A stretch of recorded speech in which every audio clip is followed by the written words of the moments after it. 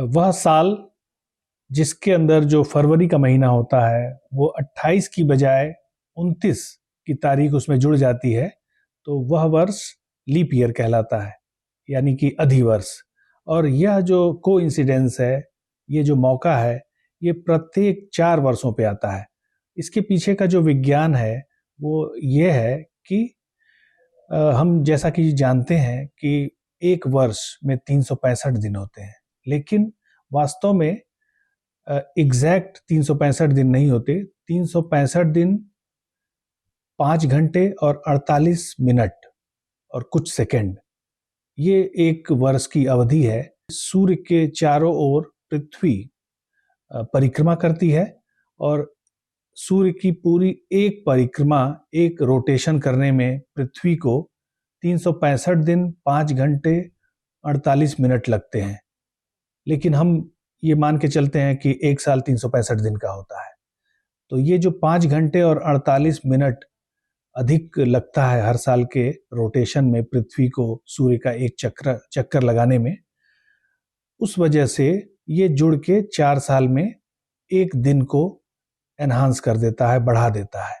तो इसलिए फरवरी का महीना 4 साल के बाद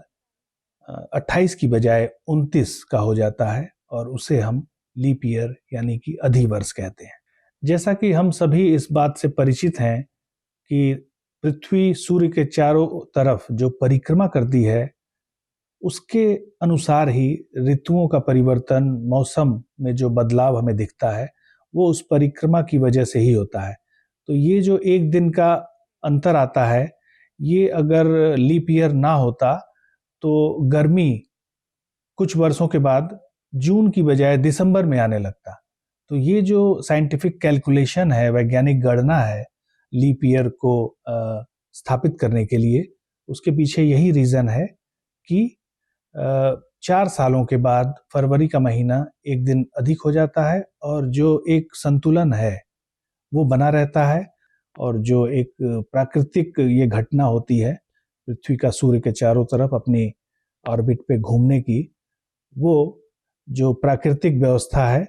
उसके साथ हमारा जो कैलेंडर का सिस्टम है, वो कॉस्मिक साइकिल और हमारा कैलेंडर दोनों मैच करता है। तो इसी मैचिंग के लिए लीप ईयर का जो कॉन्सेप्ट है वो बनाया गया है, जो कि अर्थ को सन के चारों तरफ रोटेट करते हुए नेचुरल तरीके से वो जब होता है, तो जो मौसम है वो भी हमारे साथ उसी प्रकार से होते हैं और हमारे जो कैलेंडर है वो भी उसी को रिफ्लेक्ट करते हैं।